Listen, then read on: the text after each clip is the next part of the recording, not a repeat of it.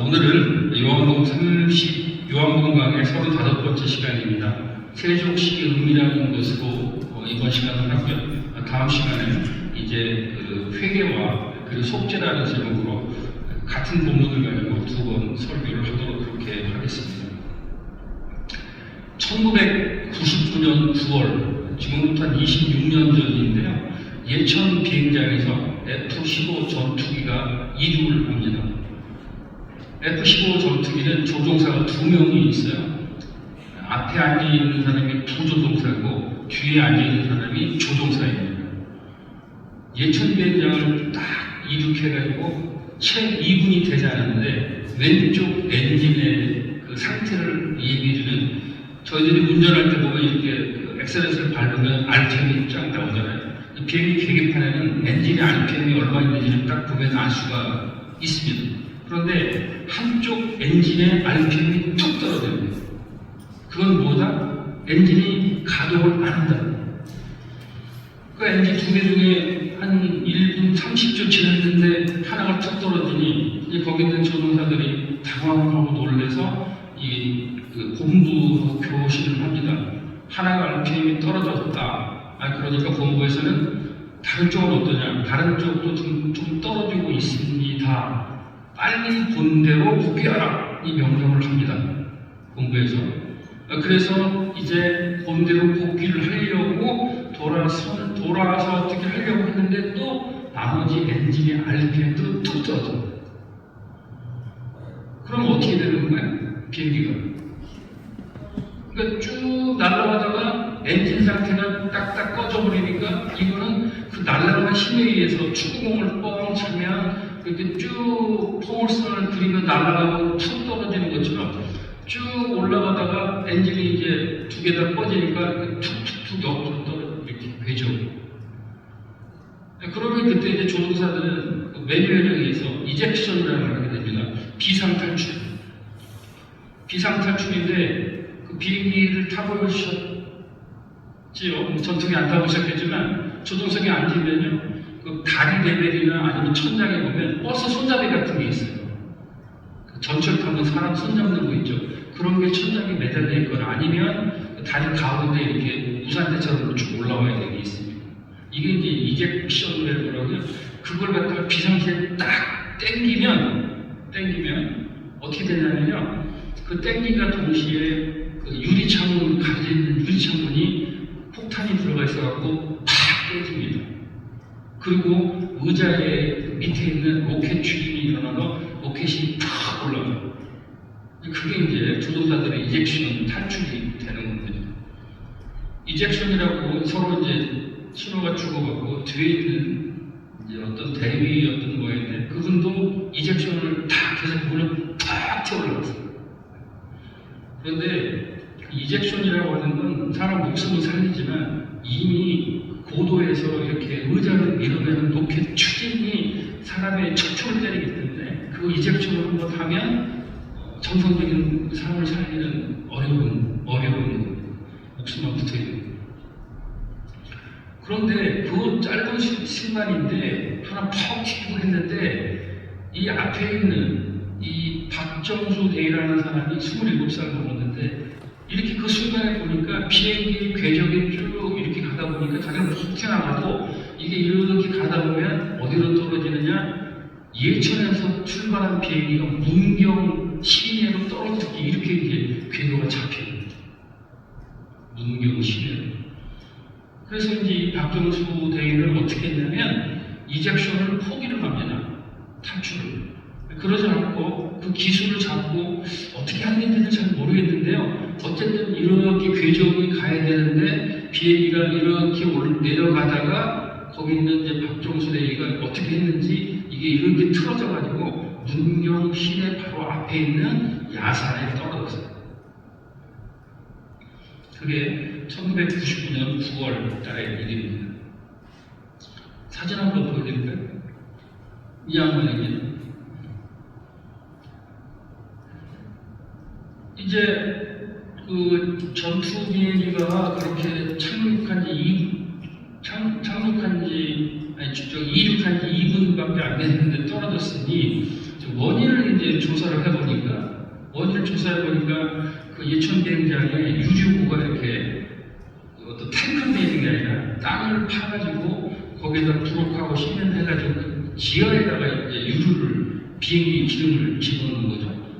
그런데 일이 잘못되려고 이게 이제 그 유류구의 벽면이나 밑면이 깨져가지고 거기에서 뭐가 나오냐면 물이 흘러들어갔어요. 그러니까 물 탱크가, 이 연료 탱크가 가득 차 있었는데 물 같은 게 있단 말이에요. 물과기름. 그걸 이제 이거 주유를 할 때는 이게 정말 몇 프로 순도의 기름이가 아닌가를 체크를 해서 이걸 집어넣어야 되는데 그냥 루틴하게 당연히 물 같은 거니까 집어넣고 주유를 하는 거죠. 어느 날 잘못 걸려가지고 그게 이제 비행기에 연료가 들어간 게 아니라 맹물이 들어가요. 그러니까 이제 노즐에 있던 진짜 기름이 이제 필이 탈 때는 떴는데 다 이제 그 안에 있는 노즐에 있는 게 전부 다 소모되고 그 다음에 물이 흘러 들어갔는데 그러면 물로 엔진을 추진할 수 없으니까 이렇게 툭 떨어져요.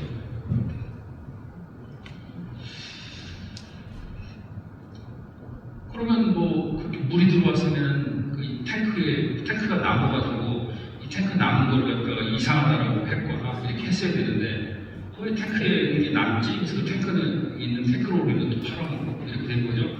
몇 명도 구속되고 이런 일이 있었습니다.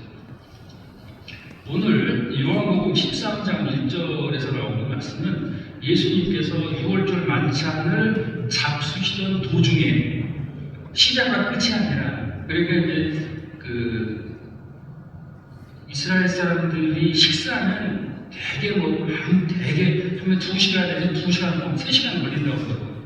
그 세족식도 예수님께서 이제 만찬을 하시던 중간에 이렇게 제자들의 발을 시키는 사건이 일어나게 되는 겁니다. 그런데 이 세족식이라고 하는 사건의 성경적 주는 의미가 뭐냐? 그것은 저분이 이제 박정수 대인데 죽어서 여기는 특별해서 박정수 수녀로 되어 있는데 27살 결혼도 안 한 나이에 혼자 있다가 저렇게 되고 이미 뭐 지금 살았으면 난 시운서 됐겠죠.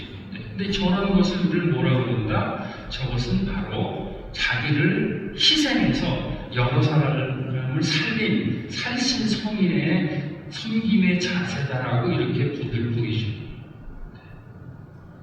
그러니까 우리가 생각했을 때는 똑같이 그냥 물 같은 거니까 그냥 집어도 된다고 생각하는 것이고, 성경에서 예수님이 발을 씻겨주셨구나 라고 생각하는 부분이 있으니까 그냥 그런가 보다라고 넘어갔지만, 결국에 예수님께서 6월절 만찬을 하시는 중간에 그렇게 수건을 허리에 동여 매시고 대하에서 그 제자들에게 발을 씻는 사건의 의미가 뭐냐? 이거를 정확하게 알고 넘어가야 되는 것이 오늘 설교의 핵심적인 요소입니다.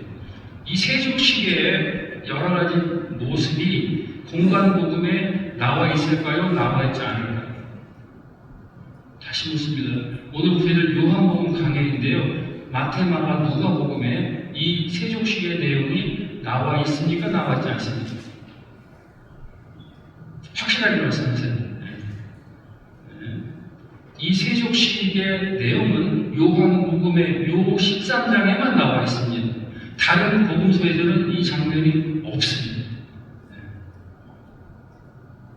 그러면 이제 우리가 그때 당시에 여러분들 이제 지금은 다 어느 길이든 비포장도로라고 하는 것이 별로 없잖아요. 다 포장이 돼 있고 이렇게 산책로나 트레일 같은 데나 가야 거기가 비포장도로가 있는데, 그걸 신발을 신고 운동화를 신고 그 흙먼지길을 걸으면 2시간 걸으면 어때요? 그 신발의 먼지가 뽀얗게 앉잖아요. 이제 그런 거와 똑같이 오늘 근동 지방에서는 그렇게 신발이 샌들 비슷한 것 같은 게 있고 봄으로 이렇게 해서 엮은 건데, 거기에 보면 밖에 돌아다니면 항상 먼지가 꽉꽉 차게 돼 있는 곳이죠.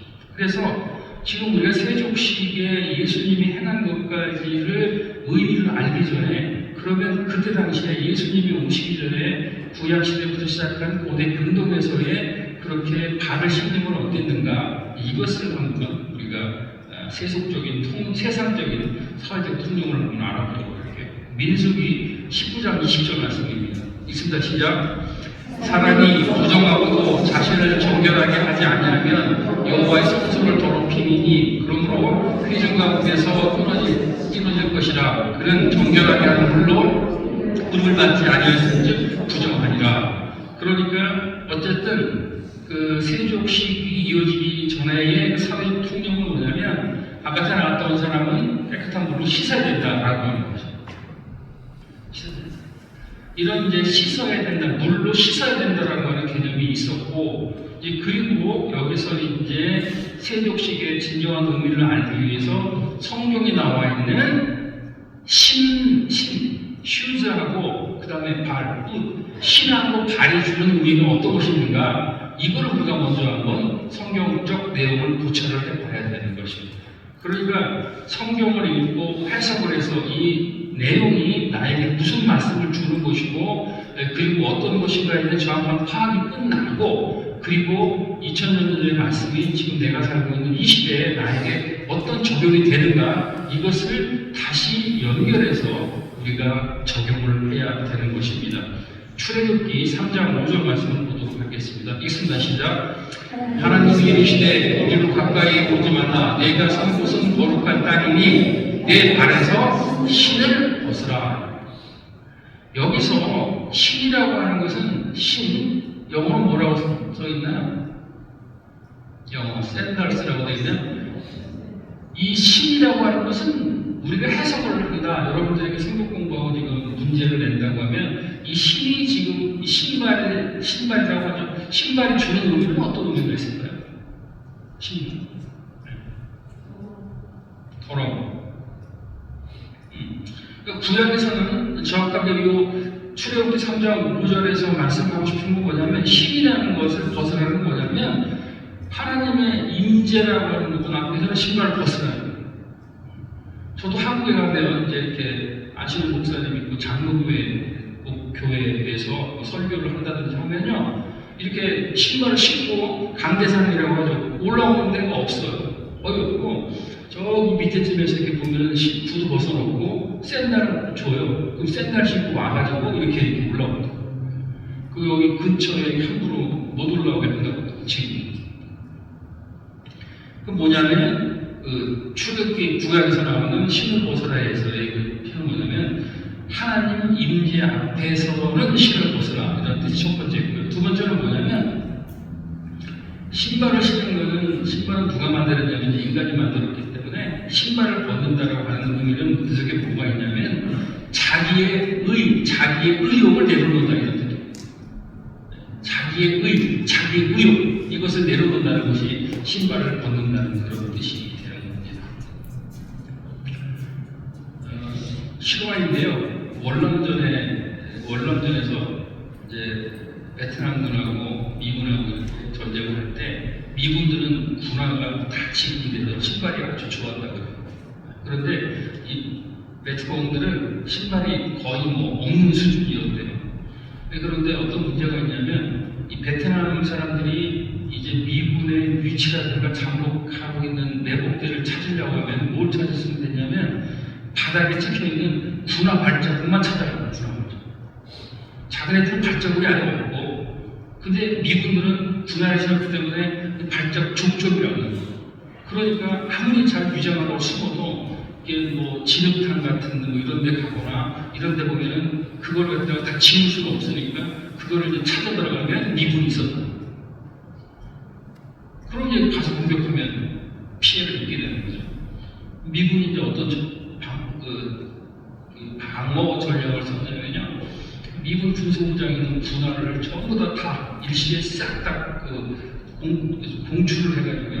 그 전장에다가 하늘에서 군화를 쫙 뿌렸습니다. 200만 굴레를 뿌렸다든가 쫙 공중에서 쫙 그쪽 전 정글에다가 쫙 뿌렸어요. 그런데 그거를 베트남 분들이 그걸 신지 말았어야 되는데 그 신발 같은 신발 신다가 빈 군화가 있으니까 그걸 다 주워다가 그 신발을 신고 다녀요. 그러니까 이제는 그걸 가지고 뭐 발자국 갖고 쫓아가가지고 어떻게 사람을 찾을 수가 없게 되고 그만큼 이 신발이라고 하는 게 주는 게 뭐냐면 인간이 갖고 있는 자기의 의, 이것을 얘기하는 것이고, 그리고 출애굽기 3장 5절의 말씀에서 그것을 얘기해주고 있는 것입니다. 그렇다면 이제 신약시대 요한복음 13장에 나오는 예수님의 세족식, 예수님께서 제자들의 발을 씻겨주는 것은 과연 성경적으로 어떤 의미가 있는가, 이것을 우리가 찾아봐야 되는 겁니다. 첫째는 뭐냐면 예수님은 누구십니까? 예수님은 하나님의 독생 성자 아들이셔요. 그리고 곧 예수님은 참 하나님이시고 참 인간이신데 그분이 종의 자리로 내려와서 피조물인 인간의 발을 씻기는 사건이 되는 겁니다. 쉽게 말하면 우리 조선시대 때를 한번 거슬러 올라가 볼까요? 조선시대 양반이 있는데 조선시대 양반 종상품, 정일품 하는 양반들이 종의 발을 씻겨주는 경우를 보셨습니다. 종이나 노예들이 상전의 발을 씻기는데 예수님의 세족식은 바로 뭐다? 하나님의 아들이 종의 모습을 가지고 와서 인간에게 발을 씻겨주는 것이죠. 그리고 제자들을 상대로 발을 씻겨줬는데 여기에서 이제 발이라고 하는 의미에서 신구약의 신발 그리고 신약시대의 발이라고 하는 의미를 다시 이제 나눠서 생각을 해봐야 되는 겁니다. 그러면 신약시대 제자들의 발은 어떤 상징적인 의미가 있었을까요? 그것은 바로 뭐냐면 그 발이 세상 바깥에 있는 먼지에 더럽혀져 있는 거죠. 막 그 먼지 더스트에 올라와 더러워지고 있는 것이죠. 그리고 그 먼지에 더럽혀진 발은 뭐냐면 죄악 속에 파묻혀 있는 그것에 노출되어 있는 나약한 인간들의 모습을 말씀을 해주고 있는 것이고, 이것을 좀 쉽게 풀어보면 에덴 동산에서 아담과 하와가 이렇게 거처를 할 때 사탄이 와서 아담과 이브를 속이게 되죠. 그러면서 뱀의 계략으로 이제 하와가 선악과를 먹게 되고, 그러면서 이제 그 뱀이 땅을 기어다니면서 평생 살게 되는데, 그로부터 세상에 더러운 것, 그런 것이 그냥 더스트라고 하는 이 먼지 이런 더러운 개념을 포함을 해서 이제 그 바닥에는 우리를 유혹하는 사탄도 같이 우리를 노리고 있는 그 역할을 우리가 형상으로 확인을 해볼 수가 있는 것입니다. 그러니까 결국에는 세상적인 유혹과 사탄의 유혹에 있어서 가장 먼저 접점을 잡고 있는 데가 어디냐? 죄와 자기 자신을 망가뜨릴 수 있는 접점을 그걸 어디로 가느냐? 발로 간다는 거예요. 여러분은 잘못을 저지를 때 발이 먼저 가십니까? 생각이 먼저 가십니까? 생각이 있어야 발이 움직이나요? 발이 가야 생각이 따라가요. 어떤 게 먼저인가요? 생각? 어쨌든 생각이 있어서 발이 먼저 갔든 발이 먼저 가서 생각을 했든 어쨌든 담는 것은 마음이라고 하는 것은 부정적인 것이니까 닿지 못하고 발이 가서 그 죄악의 장소에서 죄악을 저지르게 된다고 하는 것입니다. 그런데 이제 그러면 이제 구약의 모세 때 신을 먹고 예수님께서 이제 세족하는 장면을 두 가지를 놓고 봤을 때 결정적으로 그 사건이 주는 공통된 의미가 뭐다? 그것은 바로 사명을 시작하기 전에 행했다라고 하는 공통점을 갖고 있다. 사명을 시작하기 전에 행했던 공통점을 갖고 있었다. 그러니까 이제 모세는 하나님께서 부르셔서 그 자기 백성을 출애굽시키기 위한 이제 사명을 받으시죠. 그때 이제 모세는 신발을 벗고 하나님을 만나게 되는 겁니다. 그러면 이제 그 제자들 얘기가 나옵니다. 제자들은 뭐냐면 이제 여러분들 같아서 여러분들이 12제자였는데 예수님께서 여러분을 발을 시킨다고 하면 그 베드로처럼 본문에 나오는 얘기죠. 나는 절대 이거 못 시킵니다. 그런 일은 없습니다. 예수님께서 내가 네 발을 씻자면 너와 나하고 상관이 없다. 그래서 이제 발을 시키는 것이죠. 그것은 뭐냐면 바로 예수님께서 제자들에게 발을 씻김으로 해서 성찬이라고 하는 것, 주의 만찬이라고 하는 것은 뭐냐면 예수님의 살과 피를 먹고 마심으로 이제 동일한 예수 그리스도의 하나의 공동체를 이룬다는 뜻이고, 그리고 이제 예수님께서 제자들에게 발을 씻겨주는 모습은 너희들도 공동체의 일원으로 이제 너희들만을 위해서 사는 것이 아니라 너희들의 공동체를 위해서 서로 다른 사람을 위해서 다른 발을 씻기라고 하는 사명을 주시기 시작한 거죠. 이것이 바로 세족식에서 주는 큰 의미가 되는 것입니다. 사진을 한번 보여드리도록 할게요. 저기 맨 밑에 검정색 사진 있는 방이 있잖아요. 칼라인데 하나는 흑백, 위에는 칼라, 발. 맨 밑에 있는 사진, 저 발이 누구 건지 혹시 아시겠어요? 네? 저 사진 많이 돌았는데. 목사님 발입니다. 그래서 저도 저 사진을 이제 전수사님한테 PPT 보내주면서 저도 사진을 한번 대박에서 찍어봤어요. 그렇게 비슷하더라고요. 근데 저 밑에 있는 발은 저기 그 축구선수 박지성. 저거 많이 옛날에 돌았을 거예요. 저 이제 흑백 나와 이게 박지성 선수의 발이에요. 저게. 그 위에 있는 거는 누구다? 얼마 전에 페널티킥 못 넣었던 손흥민 선수의 발이었어요. 근데 여러분들 발도 사진 찍으면 비슷할 것 같아요. 그런데 저렇게 어떤 분야에서 뭐를 하려고 시작을 하고 신상 속에 힘들게 사는데 저 발을 저렇게 대야에 넣고 물을 받아서 더러운 것을 깨끗하게 씻어주는 저 사진의 이제 모습 속에서 우리는 세족식이라고 하는 것을 왜 하는가를 배우게 되고, 그리고 이 세족식에서 주는 두 가지 의미를 우리는 정확하게 파악을 하셔야 됩니다.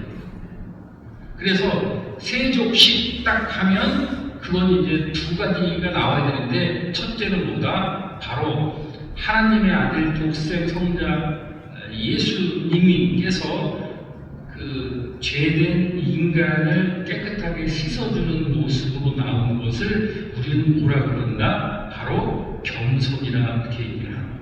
겸손. 그러니까 겸손하지 않은 사람이면, 겸손하지 않으신 분이라면 어느 왕이 어느 높은 사람이 자기 제자의 말을 시켜주느냐, 역사에 이래 없는 일이라는 것이죠. 그렇기 때문에 세족식에서는 항상 딱 듣게 되는 것이 바로 뭐다? 겸손이라고 하는 겁니다. 그러면 그 겸손이라는 성경이 어디 나와있나? 한번 찾아보도록 할게요. 야고보서 4장 6절을 말씀드리겠습니다. 읽습니다. 시작. 그러나 더욱 큰 애를 주시나니 그러므로 이르시되 하나님은 교만한 자를 물리치시고 겸손한 자에게 은혜를 주신다 하였느니라. 겸손한 자에게 은혜를 주신다 하였느니라. 그렇죠? 빌립보서 2장 3절 말씀 보겠습니다. 읽습니다. 시작. 아무 일에든지 다툼이나 회고로 하지 말고 오직 겸손한 마음으로 각각 자기보다 남을 낮게 여기고. 네. 여러분들은 나보다 남을 낮게 여기시죠? 네? 자기보다 남을 낮게 여기는 마음이 겸손한 마음이에요. 그러니까 세족식이라고 해서 예수님이 제자의 발을 씻겨주고, 여러분들 오늘 샘플로 한번 이렇게 앉히고 세족을 한번 해볼까 하다가 조금 그런 거죠. 그래서 이게 그렇습니다. 어쨌든 그래서 겸손이라고 하는 부분이 그렇게 나와 있습니다. 누가복음 22장 27절 말씀 볼까요? 읽습니다. 시작. 앉아서 먹는 자가 크냐, 섬기는 자가 크냐? 앉아서 먹는 자가 아니냐? 그러나 나는 섬기는 자로 너희 중에 있노라. 예수님께서 말씀하신 것을 쭉 들어보면 누가복음 14장 말씀에도 보면은 어디 가서 누가 초대함을 받았을 때는 어디에 앉으라? 누가복음에 나오는 예수님 말씀은 바로 말석에 앉으라 말씀하십니다. 아무데나 가서 앉지 말고 그 그 자리에서 가장 앉을 것 같은 자리에서 앉으라는 말씀을 하십니다. 초기에 한국의 선교사들이 왔을 때 어려웠던 것 중에 하나가 뭐냐면, 한국은 이렇게 사랑방 이런 큰 온돌방이면 그냥 온돌방이 쭉 있는데 자기가 들어가면 그 온돌방에 어디를 앉아야 될지를 모르는 거예요. 여러분들 같은 온돌방에 들어가시면 대략 있어야 될 자리를 아시잖아요. 근데 이 외국 사람들 모른다. 그걸 뭘 얘기하냐? 바로 이제 그 겸손이라고 하는 부분, 그 겸손이라고 하는 부분은 뭐다? 성경에서 말씀하신 것을 정리를 하면 결국은 뭐다 하면, 내가 있어야 될 자리, 내가 앉아야 될 자리, 말석이 어디냐? 라고 하는 생각을 갖고 사는 사람이 겸손한 사람이고, 섬김을 받는 게 아니라 누구에게 대접하고 섬기는 자리에 있는 사람이 겸손하다라고 하는 성경의 말씀에 근거를 해서 정리를 좀 해보면, 그러면 겸손이라는 건 바로 뭐다? 하나님 앞에서 자기 위치를 아는 사람이다. 우리가 윤리적으로 생각했을 때 머리 쏘아리고 혹 무슨 이미지 나오는 내시적으로 이게 겸손한 게 아니라, 그것은 윤리적인 어떤 겸손이고, 성경에서 말하는 겸손, 예수 그리스도를 구주하시고 영접한 사람이 갖는 겸손은 바로 뭐다? 그것은 바로 하나님 앞에서 내가 있어야 될 자리를 아는 것이 바로 겸손이다라고 하는 것이죠. 그럼 내가 있어야 될 자리는 과연 뭐냐? 하나님은 창조주고 나는 그 하나님이 빚으신 피조물이다. 그것을 가끔 가다가 이제 잊어먹죠. 내가 스스로 하나님이 되어버리고 하나님을 내가 부리는 종으로 생각하는 것. 이제 그것이 바로 겸손치 못함의 반대가 교만이 되는 것이고, 그것은 자기가 지금 있어야 될 자리를 놓친 결과가 되는 것입니다. 그러면 그것을 또 풀어보면 이 하나님이 주인이시고 나는 종인데, 그런데 겸손하지 않은 사람은 내가 주인이고 하나님과 성령님은 내가 필요할 때마다 불러서는 종으로 생각하는 이런 해석도 가능하게 되는 것이죠. 하나님이 전능하시고 나는 의존적 존재인데, 그 하나님의 전능하심을 내가 의존해서 어떤 결과를 얻었는데, 그것이 꼭 내가 전능해서 어떤 것을 잃은 것처럼 착각하는 것, 그것이 교만이라고 하는 것이죠. 그래서 세족식을 보고 이제 본문에서 느끼는 두 가지 중에 하나 겸손인데, 그건 바로 하나님 앞에서 내 위치가 어떤 것인가를 정확히 아는 것, 이것이 세족식이 주는 첫 번째 의미가 되는 것입니다. 두 번째는 뭐냐면, 박정수 그 대위처럼 그렇게 그냥 민가로 덮치면 많은 사람이 희생을 하기 때문에 자기가 이집션을 안 하고 야산으로 그렇게 가서 산화될 수밖에 없는 것을 우리는 바로 뭐 했다? 살신성행했다라고 하는데, 그것을 이제 성경적 용어로 바꾸면 그것을 우리는 섬겼다라고 하는 말을 쓰는 거죠. 섬겼다라는 말이 성경에서 쓸 때 섬기고 하는 것이 바로 그 서비스, 그것은 이제 어떤 의미로 똑같냐면 예배드렸다 하는 것도 바로 서비스, 섬겼다라는 것으로 똑같이 해석을 할 수가 있는 것입니다. 그러면 결국은 이제 예수님께서 십자가에서 우리의 죄를 위해서 못 박혀 물 한 방울 피 한 방울 아끼지 아니하시고 모두 쏟아주신 그 은혜로 말미암아 우리가 그 믿음으로 구원에 이르는 그것이 복음인데, 이 세족식을 통해서 예수님의 섬김은 가로 어떤 것이었냐? 독생자 아들 예수 그리스도가 하나님이신데 인간이 되어 와 주신 것도 감사한데, 그런데 거기에다 우리의 죄성 많고 죄인인 저와 여러분의 발을 씻어주시고 더 이상 죄악 속에 빠져들지 말고 사탄의 먹잇감이 되지 말라고 하는 모습을 보여주시는 것을 우리는 뭐라고 한다? 섬김이라고 하는 것입니다. 그러면 그것을 조금 정리를 해보면, 섬김은 바로 뭐다? 예수 그리스도를 구주와 주님으로 영접한 자가 일단 교회 안에 들어오고 교회적 용어를 사용하고 교회 성경적 의미를 알려고 하면 무조건 멤버를 가져야 되는데, 그 멤버십은 뭐다? 예수 그리스도가 나의 구주와 주님이라는 것을 마음으로 믿어 입으로 시인하는 것이 시작이에요. 그렇게 한 사람이 이제 하나님이 내가 주인이 아니라 하나님이 주인이시고 나는 의존적 존재일 수밖에 없어서 하나님의 은혜가 아니면 살 수 없다라고 하는 것을 느낀 사람이 예수 그리스도를 구주로 영접하고 하나님의 은혜가 아니면 살 수 없다라고 하는 것을 느끼고 체험한 사람이 이게 중요합니다. 자기 자신을 낮추고 희생해서 이웃을 세우는 삶의 방식을 우리는 섬김이다라고 합니다. 내가 어떤 권위가 있고 내가 파워가 있어서 팔로미 안 따라가면 파이냐 이런 개념이 아니고 교회에서의 섬김은 바로 뭐다? 내가 예수 그리스도를 구주로 영접을 하고 하나님의 은혜의 공급이 없으면 도저히 살 수 없는 죄인임을 고백을 한 사람이 이웃 사람을 세워주기 위해서 나의 희생으로 그 사람을 세워주면서 그도 나와 똑같은 자리에 올 수 있도록 도와주는 것, 그것을 우리는 무슨 자리다? 섬김의 자리다. 섬긴다라고 하는 것이고, 그리고 여러분들에게 25명, 28명 되는 교회 중에서 다 하나씩 어떤 특화되고 때로는 준비가 잘 안 되는 것도 있지만 여러분에게 팀장의 사역을 주어서 무엇을 할 수 있도록 하는 것, 그것이 바로 뭐다? 이제 예수 그리스도가 여러분의 발을 씻어주신 것이고, 그리고 받은 은사와 사역의 방법으로 교만하지 않고 겸손하게 이웃을 섬기라고 하는 예수 그리스도의 주어름한 명령을 하고 계신 거죠.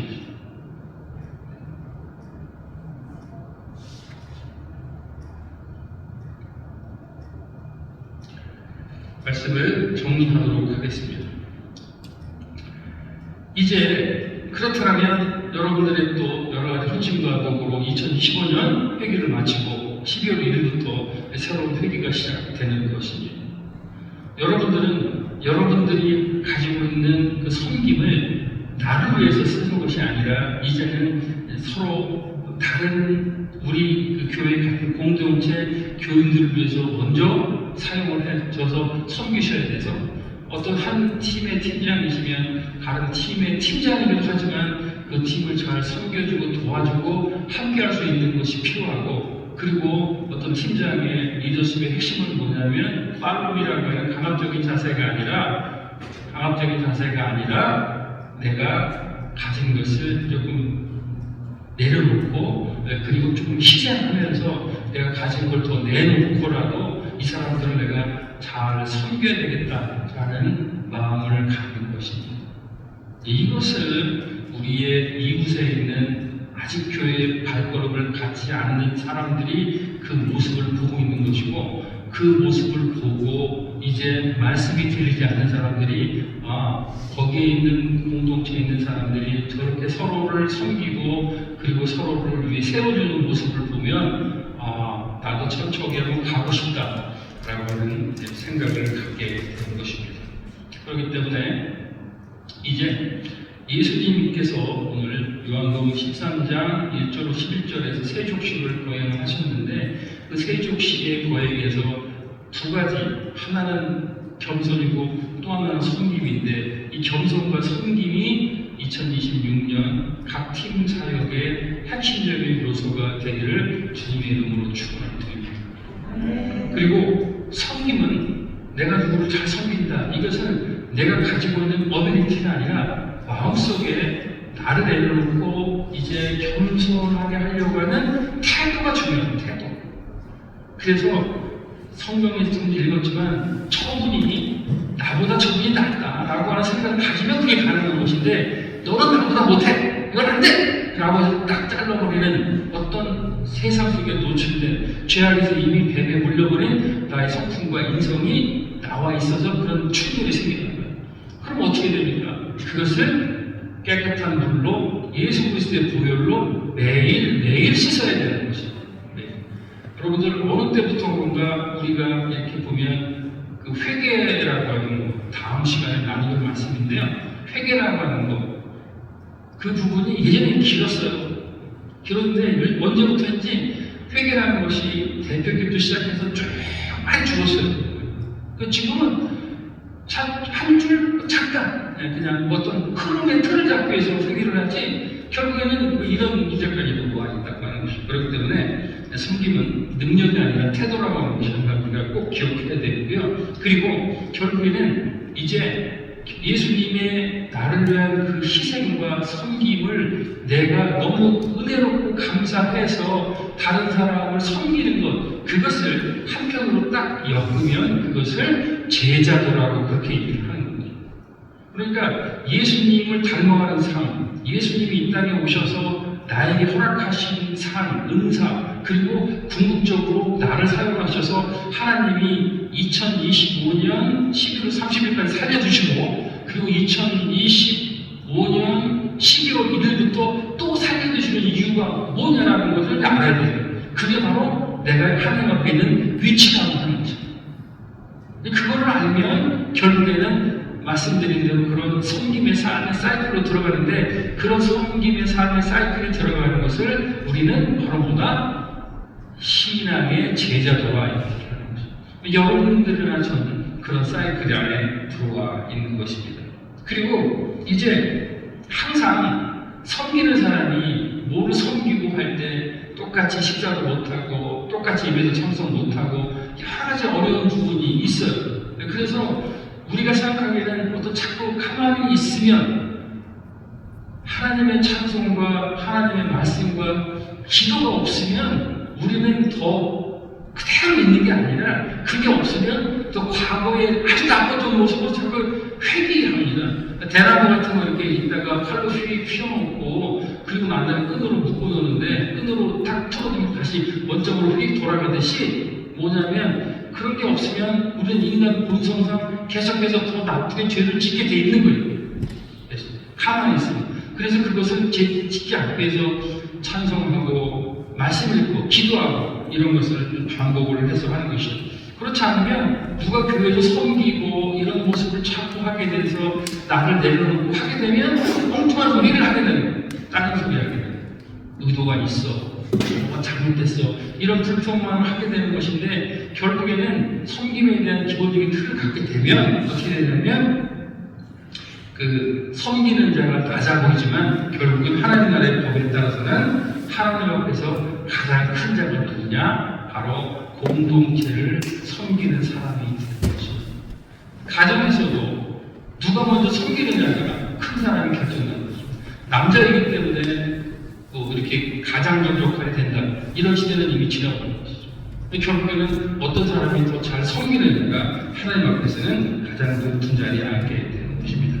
그리고 이제 결국은 섬긴다고 하는 데서 중요한 의미가 내보내는 게 뭐냐면 그 섬긴다고 하는 것을 보면 섬긴다고 하는 개념이 뭐냐면 내가 나의 죄인이면 섬길 필요가 없는 거예요. 왜 섬겨야 되느냐? 예수님이 그런 본을 보여줬기 때문에 예수님의 삶을 살아가야 되기 때문에 섬기는 것입니다. 그리고 나를 구원해 주신 은혜에 감사해서 섬기는 거예요. 근데 그것은 뭐다? 그것이 바로 내가 주인이 아니라 나의 주인은 누구다? 바로 예수 그리스도구나. 예수 그리스도라고 하는 삶의 고백이 생긴다고 하는 거지. 그것을 회개와 더불어서 매일매일 고백하지 않고 그것을 되뇌이지 않고 말씀 묵상하지 아니하고 기도하지 아니하고 찬송하지 아니하면 다시 원점으로 돌아가서 흙바닥에서 뱀에 물렸던 죄악과 죄성된 모습이 바로 나와 나타나게 되는 것입니다. 이제 오늘 이제 12월 1일을 앞두고 회개년도를 맞추면서 우리가 다시 한번 어떤 자리에서 뭘 하든지 간에 예수님이 섬기셨던 그 세족식의 실천의 의미, 그러면서 나도 이제 공동체의 사역을 시작하게 된다. 그렇게 되면 사역을 시작할 때 항상 내 마음속에 필요한 두 가지가 있다. 교회에서 절대 겸손하자. 그리고 두 번째로 내가 섬김을 받지 말고 나 먼저 섬기자. 그 섬기려고 하면 예수님께서 나를 살리시려고 십자가에서 물 한 방울 피 한 방울 다 남기지 않고 모두 쏟아주셨던 그 희생처럼 나도 그것이 있어야 되겠다라고 하는 것. 그랬을 때 남바라 지구촌교회의 광명의 빛, 선교의 빛, 은혜의 빛, 전도의 빛, 모든 부흥의 빛이 밝게 비춰지게 되는 것입니다. 그때를 지금 하나님께 기다리시는 거고 우리는 그 인큐베이터 안에서 숙성을 기다리고 있습니다. 오늘 이번 주에 여러분들 각자 다 집에 돌아가시고 하면 아내는 그 남편분의 신발이나 양말을 하나 붙잡고 잘 어디 갖다 놓고 그리고 자식 있고 애들 있고 아주 원시적인 방법인 것 같지만 신발이나 양말 같은 거 갖다 놓고 만지면서 꼭 기도해 주세요. 이 발이 세상 속에 나가가지고 악하고 더러운 데 가지 말고 이 발이 하나님을 찾아가는 것, 하나님이 나의 주님을 고백하면서 살 수 있는 삶으로 나갈 수 있도록 그것이 지금 처음에는 지고 뒤떨어지고 아무리 보이지만 결국에는 다 끝에 가서는 천국에서는 그게 승리의 길이고 영광의 길이고 천국의 길이고 하나님께서 맨발을 뛰어나와서 저와 여러분 그것으로 끝나는 것이 아니라 분신과도 같은 아들, 딸, 손자, 손녀, 사위, 며느리 모두 포함한 가족들이 주의 영생 공락을 얻게 되는 것입니다. 그런 성김과 은혜가 저와 여러분의 있길 주님의 이름으로 축원드립니다. 기도하겠습니다. 참 좋으신 아버지 하나님 감사합니다. 오늘 요한복음 35장 13장 말씀을 통해서